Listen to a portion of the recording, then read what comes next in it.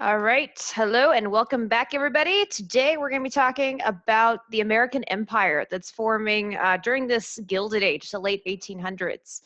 Keep in mind that the late 1800s, it wasn't just America that was expanding, most of the Western world was as well. It was an age of imperialism, which you probably learned about in world history last year if you were taking that AP world history class. So the United States is going to have several motivations for expanding. And it's very important you remember the word imperialism and what it means. To imperialize is when a country takes over other nations or places that are weaker than them and makes them into sort of colonies, adding to their power. The reason why America is going to be wanting to do this in the late 1800s during this Gilded Age time period is because A, economic reasons, okay? This is a time period of tremendous industrialization, as we've talked about. You have all these factories making all these materials in American cities at this time with this large immigrant, uh, population helping make that happen. Well, it's not just that we need a lot of raw materials that colonies could supply. That's one aspect economically where imperializing could help. But the other aspect is that we need somewhere to sell these raw, these manufactured goods too. We need new markets. And that is a big motivation, a very powerful motivation for American expansion during this time period. We've already closed the Western frontier, right? Historian Frederick Jackson Turner. He said 1890, the frontier is basically closed. We have had the last of the Indian Wars. Remember, most Native Americans by the 1890s, after the Ghost Dance movement, after the Wounded Knee Massacre, they are living on reservations or they have been defeated and destroyed. And so the frontier is closed. There's no real where else for America to expand going west. We have completed our manifest destiny, at least on the continent. So the only place else to go to is now overseas, making an overseas empire. And so the first motivation I talked about was economic. The second motivation for why we want to expand overseas is going to be about this global trend toward imperialism, that we want to compete on an international scale. We want to be a world power. So if we want to be like the big boys, that means like Britain, France, a new nation that had just developed. Keep your ears open for this one. It's called Germany, developed in 1871. If we want to compete with these European nations, we also need to colonize. We need to become an imperial power.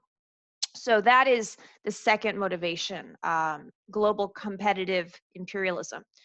The third motivation is militarily, okay? And this is where you need to be familiar with this historian and former naval admiral named Alfred Thayer Mahan. Remember the name.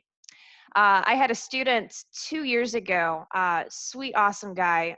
He always would come up with awesome ways to try to remember historical things for like the STAR test or for the AP test and stuff. And so for Alfred Thayer Mahan, he's working on expansion ATM. And I mean, that is his abbreviation. So if that helps you out, there you go. ATM, Alfred Thayer Mahan. Just like AT&T is connecting everything, I guess, right? Okay. He is going to be a very influential historian, and he was a former naval admiral. He taught at the Naval Academy in Annapolis, and he gave lectures and wrote books. And one of his most famous books was The Influence of Sea Power Upon History in 1890, very timely.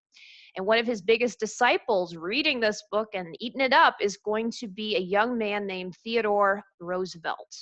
We will know him better as Teddy Roosevelt. And so in this book, he basically talks about how if America wants to be able to make it as a world power during this age of imperialism, we need to make colonies. We need to have places in the Caribbean for military bases.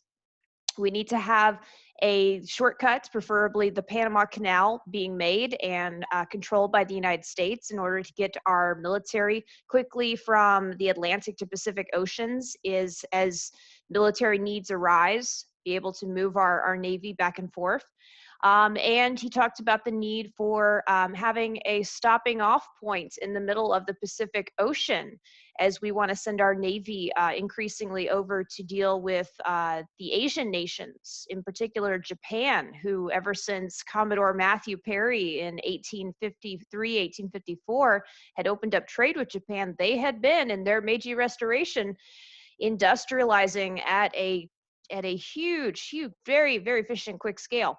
And so if we want to have the jump on them, we need a good middle point, a good base of operations for our Navy right in the middle of the Pacific. And a perfect place for that, Alfred Thayer Mahan argued, would be like the Sandwich Islands, which you probably know better as the Hawaiian Islands. And so Alfred Thayer Mahan, ATM, he is super important for all those things that are going to transpire, that we are going to get naval bases in the Caribbean, such as Guantanamo Bay, such as Puerto Rico, that we are going to get the Panama Canal under Teddy Roosevelt, his disciple, that we are going to get after the Spanish-American War.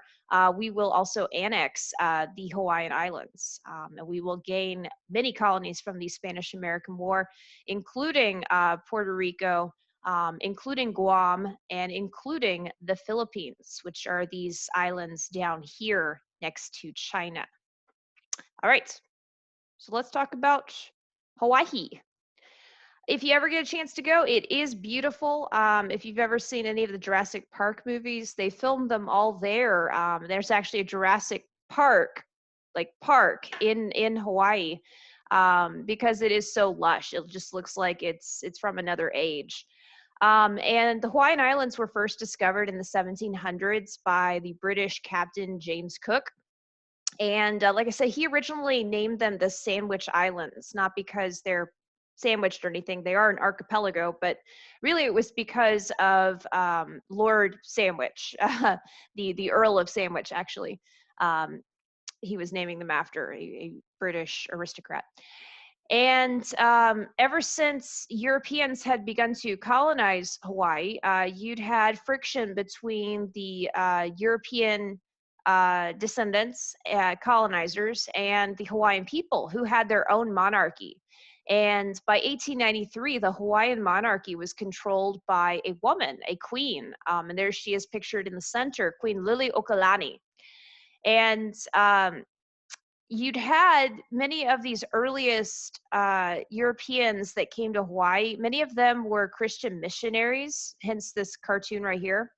And they weren't specifically a problem. It was more their children and the generations of Americans and other Europeans that were colonizing that followed that were the problem. Because for many of these missionaries' children, they wanted economic gain in the Hawaiian Islands, and they saw plenty of opportunities. Hawaii is rich in many resources that America finds it hard to grow. Some of the key ones being, of course, pineapples. You could see the Dole brand pineapples there. If you've ever had one of those little fruit cups, the Dole sign on it, that is from the Dole Company, led by James Dole and his cousin Sanford Dole. They actually were instrumental in making Hawaii part of the United States. We'll talk about that in just a second, but that's where that Dole brand comes from. It's from Hawaii. So pineapples, macadamia nuts. There's a huge plantation. Well, there's many plantations in Hawaii, and a huge macadamia nut factory there. They also specialize in other things. They're really good climate for growing sugar, so you see a lot of sugar cane in Hawaii. And so very rich in natural resources. A lot of these American colonists that were raising sugar cane or pineapples or macadamia nuts or whatever, they were increasingly growing frustrated at the limitations on their ability to trade. And by that, I mean, remember America, we go back and forth on it, but we have had a tradition in the 1800s of tariffs. And these tariffs make it very expensive for these American colonists in Hawaii to do trade with the United States. They can't, it's not extremely profitable. But if Hawaii were to join the United States, then it could be very profitable. And this is really what kind of sparks the rebellion. And in 1893, Sanford Dole, In 1893, Sanford Dole and other Americans, they basically launch a coup d'état and overthrow the Hawaiian monarchy. They don't kill Queen Liliuokalani. They basically put a gun to her head and force her to sign the surrender of the islands. They make it a quote unquote republic, but basically we overthrow the sovereign monarch of Hawaii, and these Americans take it over by 1894. Now, the United States president at this time, Grover Cleveland, remember we talked about him, the only one to serve non-consecutive terms, Grover Cleveland, and the only Democrat elected in the late 1800s, he does not feel comfortable annexing Hawaii, and he doesn't really bring it up before Congress. Part of this was because of how Hawaii was taken from its people and its monarchy. He felt that that was legitimately wrong, so good on Grover for that. But also he just didn't want to deal with it. It wasn't, he didn't feel like it was the right time and it wasn't going to be done the right way, so he passed on it. Hawaii will be officially annexed in 1898 entirely because of the Spanish-American War. Because with the Spanish-American War, let's get to a map. Let's get to a bigger map. There we go. Because of the Spanish-American War, um, America is going to gain Puerto Rico right here. We're going to gain the island of Guam right here, tiny island, and we're going to gain the Philippines, this giant archipelago right here next to China. And because we now have the Philippines, we have perfect access to trading with China. Hawaii became extremely instrumental. You see how it's almost right in the middle of the Pacific Ocean? It's perfect, right? And so with maybe also a Panama Canal right there through Panama, that little isthmus, then we could stop off like Alfred Thayer Mahan had advocated and have a naval base there to refuel, resupply, and then be on our way over to our possession in Guam and then the Philippines, and then we could have China to trade all of our manufactured goods to. It's kind of ironic, right? That today we buy all this stuff that says made in China, but back in the late 1800s, we wanted the opposite. We wanted Chinese people to be buying cheap American made stuff that said made in America. But that's what I mean by having new markets to sell our stuff to. That was a big motivation for this expansion, this imperialism. And so that is why Hawaii gets annexed in 1898, because geographically, strategically, it became super important once we'd acquired those possessions from Spain. And that is a little bit of the history of the Hawaiian Islands. It's not great how we took them. Hawaii does have a rich tradition of its own rule, and the Islanders, they still celebrate that. Hawaii will be a United States territory, unlike other places that we acquire. That don't get a path to statehood, mostly because of the large white American population that was already there in Hawaii. That's really what guaranteed Hawaii eventually a path to statehood. And I believe in 1959, Hawaii did officially become the 50th star on our flag, the 50th state of the United States of America. And it was just a few years after that, I think in 1961 or right around then, that a young boy, little baby, was born there named Barack Obama, which is pretty cool. So yes, he was born in the United States. Hawaii is part of the United States, and it has been since 1898. All right. This is the actual petition against annexation from the Hawaiian people to President William McKinley. And you can see here on the left, it's in the native Hawaiian language. And here on the right, it's in English. So if you wanted to read that there, to His Excellency William McKinley, he was president during the Spanish-American War when we're going to annex Hawaii. And to the Senate of the United States, greetings. Whereas there has been submitted to the Senate of the United States a treaty for the annexation of the Hawaiian Islands for consideration at its regular session in December, therefore, we, the undersigned, Native Hawaiian citizens, who are members of the Hawaiian Patriotic League of the Hawaiian Islands, and others who are in sympathy with the said league, earnestly protest against the annexation of the said Hawaiian Islands to the said United States of America in any form or shape. So are they asking for us to be annexed or not? No, the Hawaiian people do not want the United States to annex Hawaii. They want their own sovereignty. They want to remain independent, but they do not get their wish, again, because of the large group of American colonists that were already there, that had overthrown their monarchy in 1893. So that is the petition. And there will be a major debate, we'll talk about after the spam war, about whether America should be doing this or not. It's not like everybody was on board with just taking over people and exploiting other lands and resources and peoples. But ultimately, that is what we do.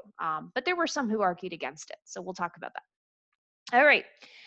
The Spanish-American War is just like it sounds. It is a war between Spain and the United States in 1898, and it's going to have a very famous nickname. It's called the Splendid Little War because it was pretty short and pretty sweet if you're American.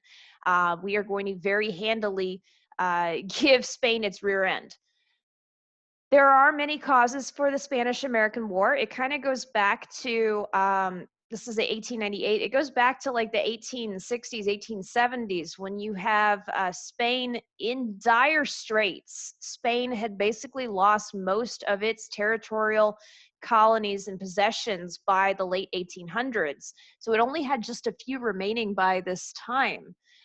Keep in mind that New Spain back in the 1500s used to control all of the American Southwest, including Texas, all of Mexico, all of Central America, a lot of South America, much of the Caribbean, not to mention the Philippines. It's called the Philippines because of King Philip the second of Spain. Their empire was huge, rivaled only eventually by the British Empire of much later. In fact, in the late 1800s, it's the British Empire during the Victorian era that's at its height. This is when the British Empire gets its moniker, "The sun never sets on the British Empire," or "Britannia rules the seas." Britain literally had a colony like everywhere in the world. But yeah, by this point, Spain is waning. They are almost with no colonies whatsoever. So those few possessions that remain to it, they are like clinging to. And that was basically all they had left by this point. By 1898 was Cuba, Puerto Rico, the Philippines, and Guam. And that was just about it. And so that is where Spain is at. And so that kind of helps you understand why they were so frantic to kind of quash the Cuban independence movement that was broiling in the late 1800s. Jose Marti was a Cuban independence fighter. He's kind of like the Cuban version of George Washington. And to stop Marti and his guerrilla fighters, Spain sends over to Cuba General Valeriano Weyler, who got the nickname the Butcher because of his terrible, harsh tactics against the Cuban people. And Weyler actually is going to set up detention camps. In the 20th century, these would look more commonly like concentration camps for the Cubans who were seen as rebellious, or those that disagreed with Spanish rule. And there was widespread starvation, torture, and death on the island of Cuba. Now, at the meantime, you also have journalists in the United States who are taking notice of what's happening in Cuba and publishing these stories and engendering a lot of sympathy among Americans for the plight of the Cuban people.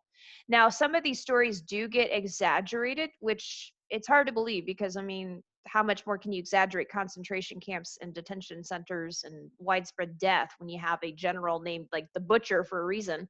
But they do exaggerate and sensationalize the news in order to garner more sales. These journalists will become known as the yellow journalists. And yellow journalists, that's what they did. They sensationalized the news. So you could see here in this picture from one of the yellow journalist newspapers where you have it says what the senator saw in Cuba when he visited the island, and you have these Cuban kids, just skeletons, and they're there maybe is some truth to that, but they're highlighting the worst cases to try to, again, get people to say, oh my God, look at that. That's horrible. That's horrifying. Let me buy that paper and read more.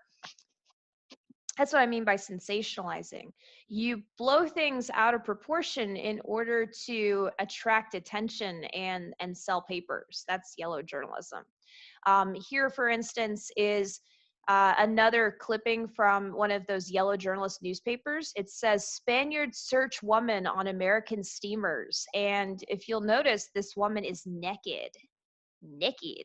Yeah, she's not wearing any clothes. Did the Spanish really strip search American women who were on ships going near Cuba? Probably not. That wouldn't make a lot of sense, but that sure is some steamy stuff to sell some papers, okay?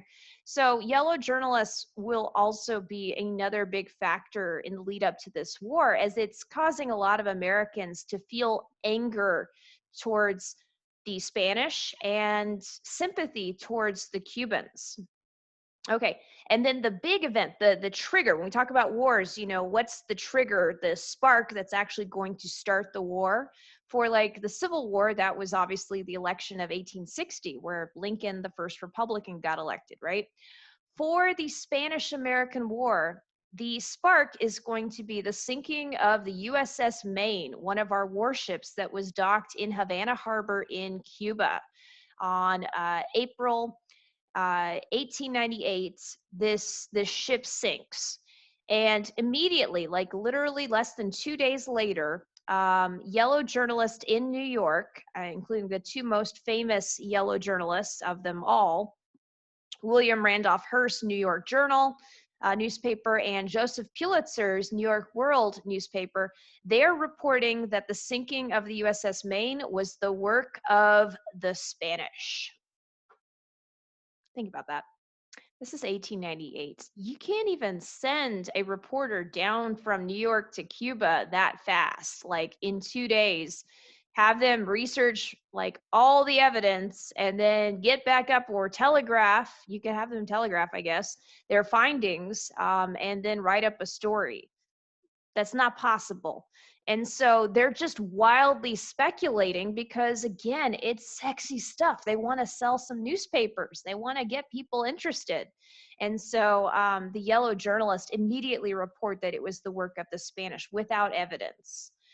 Now, eventually, the USS Maine, this warship, and the over 200 American sailors that die on board, this explosion will be investigated. The ship will be dredged up. Good journalists, thorough journalists like the New York Times, they were reporting cautions saying, hey, we don't know exactly what happened. Let's wait to find out. Let's look at the evidence. And eventually, when the ship is dredged up, they find that it was actually an internal explosion from the boiler. A lot of these old warships, they had just a thin metal sheet plating separating the boiler room, which was the engine room that, you have the big furnaces, it gets super heated, right next to the munitions, where all of the, weapons and stuff are. Not a very good idea. And so that is probably what triggered the explosion. It was an internal accident. It was tragic, but it wasn't the work of Spanish mines or Spanish torpedoes like these yellow journalists were reporting. All right, hold on, gotta get food out of the oven. All right, yes. So the yellow journalists, they say it's the work of the Spanish, and America is screaming for retribution. And at the same time, you also have Spain actively antagonizing the United States as well, which was not a very smart idea on their part.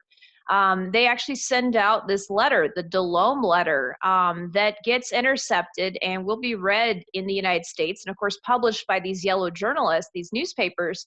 And what the Delome letter said, this was, I believe, the Spanish ambassador to the United States he sent this letter back to Spain, basically advising them on the situation and how to proceed. And he reassured the Spanish government that no, you don't have anything to worry about with the United States. President McKinley is a weak leader. he would never attack the ancient Spanish Empire. America's too weak. Now, calling out our president as weak sauce, that's the quickest way to get yourself in a fight with the United States. So a combination of the yellow journalists kind of, propagandizing, sensationalizing the news, the true plight of the Cuban people at the hands of the Spanish, the DeLome letter calling out our president and our country as weak, and the sinking of the USS Maine, these are going to be the causes for why the United States will declare war on Spain. The war itself will last less than 4 months, and fewer than 400 Americans are actually killed in action. There will, however, be many more, excuse me, that are going to die from disease. We're mainly fighting in the Philippines, in Cuba, and Puerto Rico. And these are all places that exist in the tropics. So the weather is mild to very warm. And of course, you have mosquitoes everywhere. Mosquitoes spread tropical diseases like malaria and yellow fever. And that's what's going to kill most of our troops and most of the Spanish that fought. Disease is the big killer. And it was actually because of the Spanish-American War that you had many scientists kind of trying to figure out what was the root cause of all of this death from disease. And they come to the conclusion that it was being spread by mosquitoes. And you get the earliest, basically, medicine against a lot of these tropical diseases in quinine from this. All right, so let's talk about the fighting of the Spanish-American War. Oh, and by the way, I don't want to forget something about the yellow journalists. If Pulitzer's name sounds familiar, Pulitzer was a Hungarian immigrant to the United States who formed this massive newspaper, the New York World, and competed against William Randolph Hearst. Hearst was a native-born American, and Hearst becomes super filthy rich. The Hearst mansion in California is actually a tourist destination today. It's gorgeous. These guys were kind of robber barons of the newspaper industry, if you want to think of them like that. But Pulitzer, his name is used today, somewhat ironically, for the Pulitzer Prize in journalism, which is actually the prize for dedicated, good, thorough, investigative journalist work. The Pulitzer Prize for not only newspaper exposés and other things, but also for books. So in the Philippines, let's talk about the Philippines first. Remember that the Philippines is way over here. So logistically, it is extremely far away from the United States, but even further away from Spain over here in Europe across the Atlantic. And so logistically, this is going to be really hard for the Spanish. They had a fleet there, but it was an older fleet of ships. Luckily for the United States, our young Assistant Secretary of the Navy, Theodore Roosevelt, having been a dedicated disciple to Alfred Thayer Mahan and his book about the influence of sea power upon history, had ordered the construction of a brand new fleet of warships, which will be christened as the Great White Fleet. So named because they had great white shark painting across all their bows. Just kidding. That would have been really cool. Actually, no, they were just painted white to reflect the sun, which is a lot less cool. But this new fleet of warships, they had metal sidings, which is going to be really cool because when you're fighting with metal-sided ships versus wooden ships, you can probably guess which one's going to win. And our new fleet of warships, which had been stationed in Hong Kong, is going to be dispatched by Admiral George Dewey at the orders of Assistant Secretary of the Navy Teddy Roosevelt, who, by the way, will just suddenly up and quit his job after giving Dewey the orders, and then will join the war himself. We'll talk about his exploits in the other theater of the Spam War there in Cuba. But Admiral George Dewey will take his new fleet of American warships, the Great White Fleet, and take them to the capital of the Philippines at Manila. And Manila Bay, this battle is the deciding battle for the Philippines against the Spanish. When our new fleet of warships tears through the Spanish, less than 5 Americans die. And those that died were mainly from heat exhaustion, because again, you're fighting in the tropics. versus the Spanish, who suffer pretty severe casualties and lose most of their fleet. So it was a resounding success. Now, the land war in the Philippines will last a bit longer.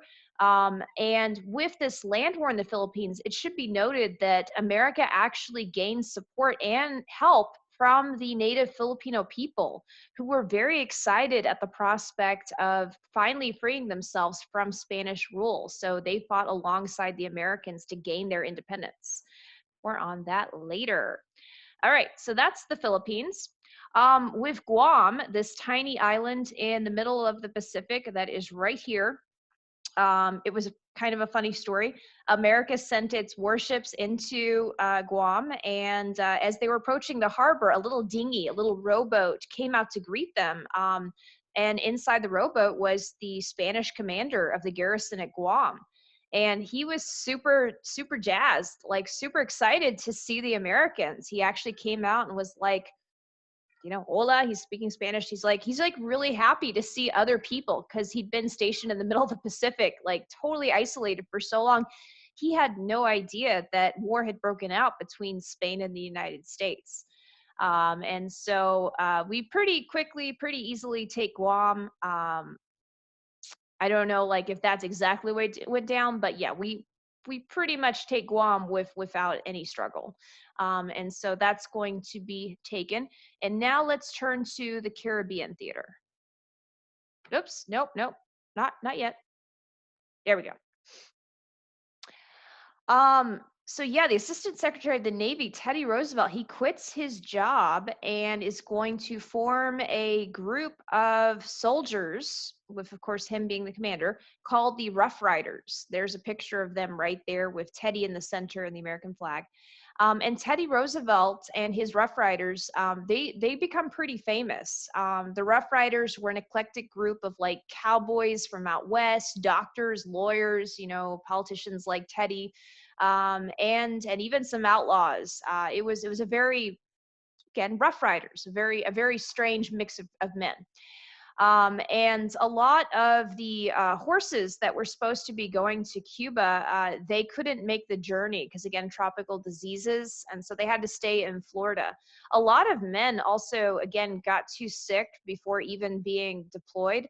And so a very important soldier you need to know about, who had also, like Teddy Roosevelt, had great political ambitions, wanted to become a war hero from this Spanish-American War and then go on to become president, actually spent the entire war suffering from dysentery, and that was William Jennings Bryan. And so he was never able actually to deploy. But Teddy and his Rough Riders do. They only had a few horses, so Teddy was mounted, but his Rough Riders actually were on foot. And they are going to be engaging the Spanish at several points, most famously in the Battle of Kettle Hill, or the Battle of San Juan Hill, as it's popularly known. And in the Battle of San Juan Hill against the Spanish, ow, that hurt. Teddy Roosevelt and his Rough Riders, they're able to take the hill and win the day, and they get a big picture of their victory. But it was actually the Buffalo Soldiers, this division of African American soldiers, that reached the top of the hill and did the toughest fighting before the Rough Riders showed up. But of course, they do not get the glory. Teddy Roosevelt does. And we defeat the Spanish there in Cuba and Puerto Rico. We win the day, and Teddy Roosevelt becomes such a popular hero from this war that it will launch his national political career. When President William McKinley, president during the Spanish-American War, was looking for a new vice president for his re-election bid in 1900, who's he gonna choose? He's going to choose Teddy Roosevelt, the hero of the Spam War, the hero of the Battle of San Juan Hill. And so Teddy Roosevelt will become vice president. And that is really important because William McKinley will be assassinated in 1901, leaving Teddy Roosevelt the youngest president ever in American history. All right, so now that we have beaten the Spanish in this little splendid war, as Secretary of State John Hay said, a splendid little war. It's less than 4 months. It's less than 400 soldiers actually killed in action. It was a splendid little war. Now what's America gonna get? Well, in the Treaty of Paris, to conclude the war, America is going to be ceded by Spain the territories of Puerto Rico, the territories of Guam, and the Philippines. Now, for the island of Cuba, it's going to be a little different. America had actually passed, our Congress had passed the Teller Amendment. Make sure you're aware. In 1898, right before we get involved in the Spanish-American War. The Teller Amendment specifically said that America had no intentions of making Cuba a colony. We wanted to be very clear about that because otherwise we would be giant hypocrites, right? We're fighting to try to free Cuba of the tyrannical the butcher, this Spanish rule. How are we going to come in and then take it over and be an imperial ruler just like the Spanish? We would be total hypocrites. And so the Teller Amendment forbid us from making Cuba into a colony. But then after the war was over, we're looking at Cuba real hungry and we're like, man, Cuba's got a lot of stuff we really like. It's got all that good agricultural land and natural resources. You can make a lot of bananas, sugar cane. Cuba's got some stuff we really want to have. So, what we're then going to pass will be the Platt Amendments. And the Platt Amendment is going to give the United States the rights to basically intervene in Cuban affairs whenever we please. It will also mean that Cuba will not be entirely independent. They will have to go through America before they can sign any treaty of their own. So they're really not an independent nation, even though we're like saying they are, they're not really. What the Platt Amendment also did was they guaranteed the permanent leasing rights of the United States to a little section of Cuba, a place called Guantanamo Bay. Now, today it's known as Gitmo. Guantanamo Bay is the site of where we used advanced interrogation methods against terrorist suspects. Another word for advanced interrogation methods is torture. And the reason that we do this at our facility at Gitmo, at Guantanamo Bay on the island of Cuba, is because of the Eighth Amendment. Remember, the Eighth Amendment says no cruel or unusual punishment shall be inflicted upon prisoners. Well, we can't torture prisoners lawfully in the United States on American sovereign soil. So let's do it not on American soil. So we're all kosher with that Eighth Amendment. And as strange as that is why that is there. And we still lease it to this day. Now, the history of Cuban-American relations is going to be fraught. We'll definitely be talking more about it later when we get to like the Cold War. But basically, what you need to know for now is that America is going to be kind of quasi helping to influence Cuba under this Platt Amendment into the 1950s, into like the administration of Dwight Eisenhower, and up until the Cuban Revolution of 1959, when the communist dictator Fidel Castro will finally take over. And so that will be what is going on with Cuba from 1898 to 1959. For these other places, though, there is some other stuff happening. Okay, okay. So let's go ahead and, oh, and by the way, these political cartoons here are pretty famous. You could see like the American eagle representing our country. The eagle is our mascot, our bird. It is spreading its wings from Puerto Rico through the Hawaiian Islands, which we just annexed after the Spanish-American War, all the way to Manila in the Philippines. And so this is our American empire. 1,000 miles from tip to tip. Yeah, this is the new American empire by 1898 after the Spanish-American War and our victory. In this cartoon, you can see trademark. This is President William McKinley, and the brand that he has here says US for United States. There's Uncle Sam looking on. And it looks like he is branding this individual right here. And this guy is supposed to be a Cuban. And so basically America is branding Cuba, basically saying that we own you. And again, that's through the Platt Amendment. It's not officially a colony. It can't be because of the Teller Amendment, but we are still going to be influencing it and controlling Guantanamo Bay. Okay, now that we have now that we have this empire, this American empire formed after the Spanish American War, look at how close we are to the big economic prize of the world. That's China, right? I mean, remember, go back to like the beginning of this class with Christopher Columbus. What did everybody want? They wanted a quicker route to China, the riches of the East. Now it is finally within our grasp. Now we have these stepping stones. We have, Puerto Rico, we have the Hawaiian Islands. Maybe we're going to start work on a Panama Canal there so we can send our Navy actually through there. Stop off in Hawaii, stop off in Guam, stop off in the Philippines. Now we can do trade with China. And so America's really going to turn its attention and its efforts to China after the Spanish American War because of the Philippines being such a opportunity an opportune gateway. There's a way to say that. Okay. All right. And so that's why we're going to have in 1899 the proposition of the open door policy established by our United States Secretary of State under William McKinley, John Hay, the same guy who coined the phrase that the Spanish American War, was a splendid little war. So the open door policy is basically America advocating that all nations should have equal access to trade with China.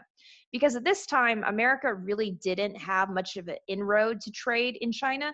It was mainly dominated by the Europeans, and of the Europeans, specifically by the British.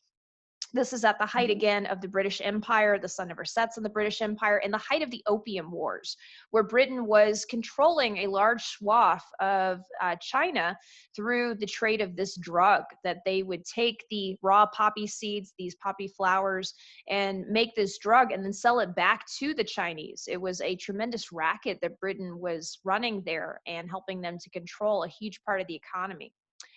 Now, for the Chinese people themselves, they are not having a lot of say in what is going on. You could see here in this political cartoon of the open door policy that Uncle Sam, the United States, is controlling the key. American diplomacy, the open door policy, we're controlling the key to the gateway to China. We're basically saying, hey, why don't we all trade with China? Let's all be fair about this. And if you recognize some of the ways that these men are drawn, you can identify what countries they are. So this is supposed to be Britain with the bowler hat there and the penguin suit. This is supposed to be like France right there. This right here would be like Germany. And this right here would be like Russia. This would be maybe like Serbia. This would be like Austria, Hungary. And then right here, drawn pretty racistly, this is the Empire of Japan, which is spreading at this time. And then back here, this is the Chinese man. This is China behind the door. And of course, it's the Chinese people who have no say in all of these Europeans and now the United States coming into their country and taking all of their resources and exploiting their population. And that is why in 1899, 1900, you have the Boxer Rebellion, when the Chinese people, the poor peasant class mainly, rises up against foreigners and tries to kick them out of their nation. Now, China was easily exploited because they had not industrialized, like as Japan had done after Matthew Perry's visit. And so the Boxer Rebellion is pretty quickly put down by a large force of United States soldiers. Over 3,000 were sent to quash this rebellion of the Chinese people. And also other European powers contributed soldiers to put down this Chinese rebellion. And the Qing dynasty will limp on for another few years, but eventually will collapse. And there is going to be a pretty rough road ahead for China. If we do a quick glimpse forward into the future for Chinese history, after the last dynasty, the Qing dynasty, falls, there's a lot of infighting over who's going to finally take control of China. And by the time of World War II, you have the nationalists and the communists fighting over control of their nation, Chinese Civil War. That's put on pause because the Japanese take over. And of course, once the Japanese are defeated in World War II, go America, then it's going to be Civil War Part 2. And they resume their infighting against one another until finally in 1949, the Chinese communists under Mao Zedong they take control of China. And of course, you probably are a little bit more familiar since then, America's very rough history with communist China. So that's all coming up with China. The Aleutian Islands, that's the tail of Alaska. Midway Island, which is very, very strategically, geographically important. Look, it is literally, it's called Midway Island because it is literally right in the middle, even more strategically located than Hawaii. Um, Midway Island, the Aleutian Islands, oops, Wake Island, and America Samoa are all going to be added in the late 1800s. Now, today, America still controls all of those islands, as well as Guam, and America still controls Puerto Rico.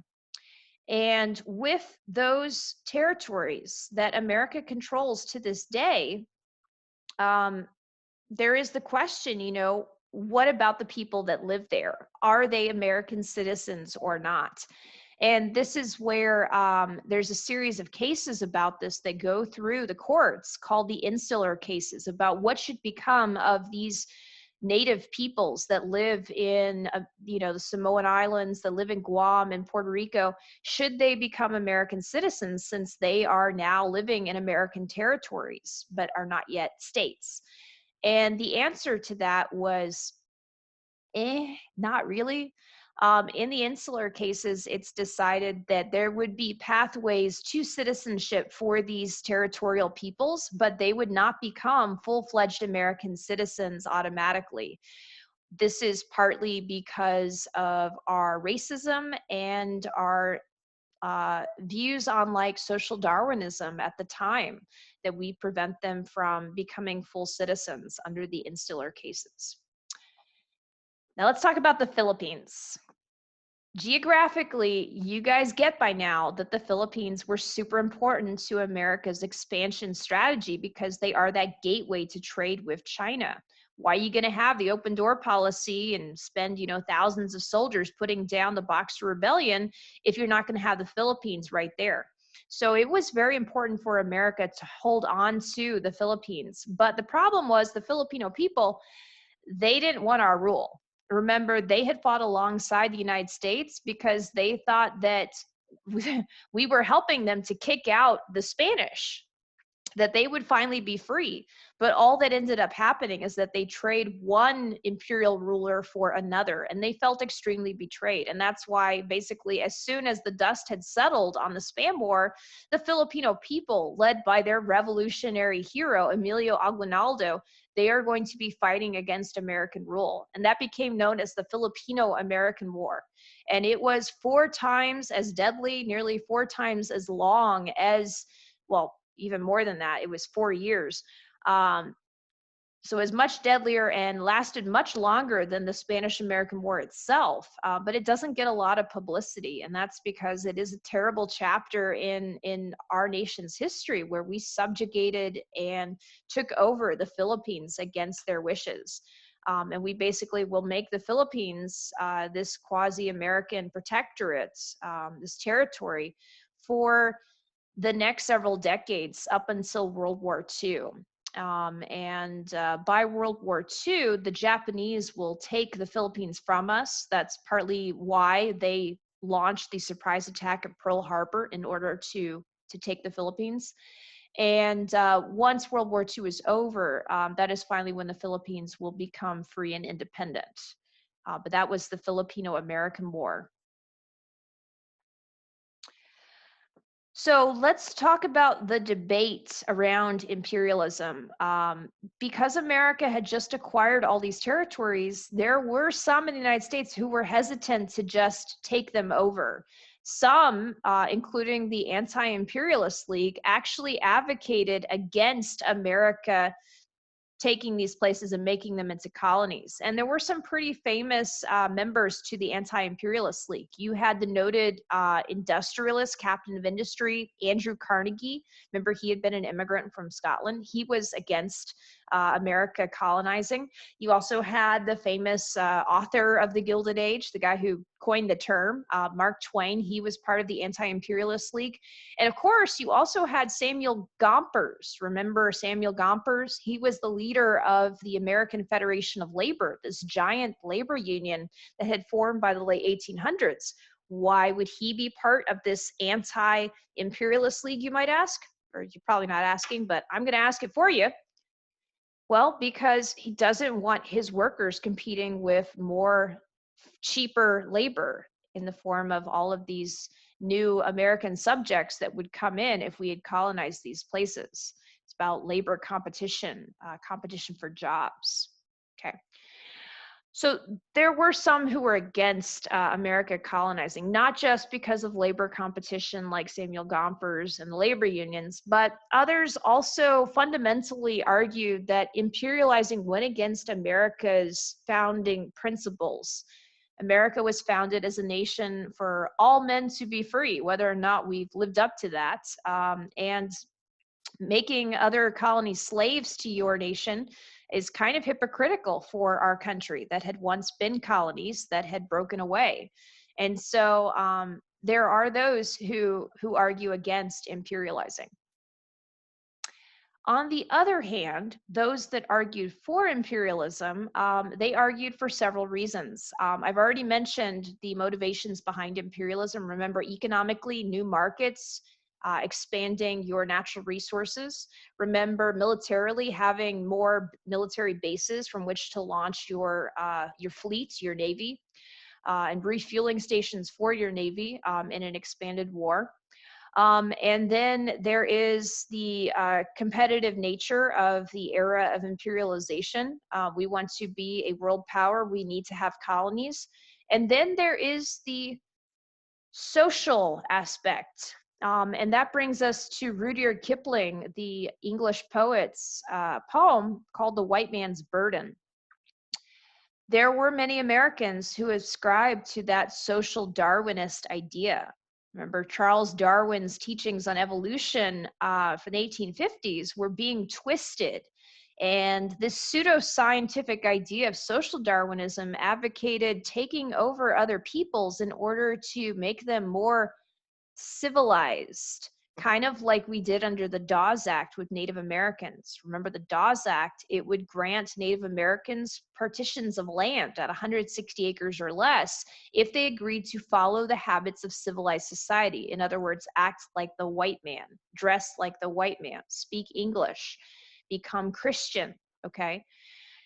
Part of the imperializing or making colonies argument of making a colony out of Puerto Rico and Guam and Hawaii and the Philippines and all these places following the Spanish-American War was that we could help to civilize these native peoples.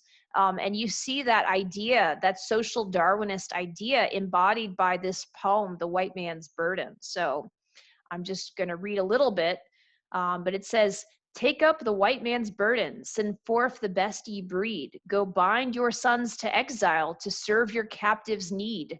To wait in heavy harness on fluttered folk and wild, your new-cut sullen peoples, half devil and half child." What he's saying there is that it's the white man's responsibility to send forth their soldiers, okay, to these faraway lands, going like into exile, to basically take over these crazy, wild, sullen, you know, I already said crazy people, like these savages, basically. That's the white man's responsibility, and turn these savages into proper, you know, gentlemen, proper civilized people. I'm not going to read the rest of the poem, but that's the gist of it. It's an incredibly racist view of other peoples. But that is one of the key motivating factors behind imperialism at this time. And ultimately, the imperialist arguments are going to be the ones that win, because our president, and by a narrow vote, our Congress, they vote to make those places into American territories, basically into American colonies.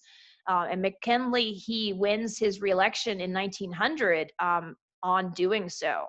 And so the American electorate basically supports this to some extent. We will talk more about McKinley's opponent, William Jennings Bryan, when we get to the Progressive Era. William Jennings Bryan is the great man of the people, the great commoner. He is a leader of the Populist Party. Remember, the Populists are like, they are farmers, dun dun dun dun dun dun dun.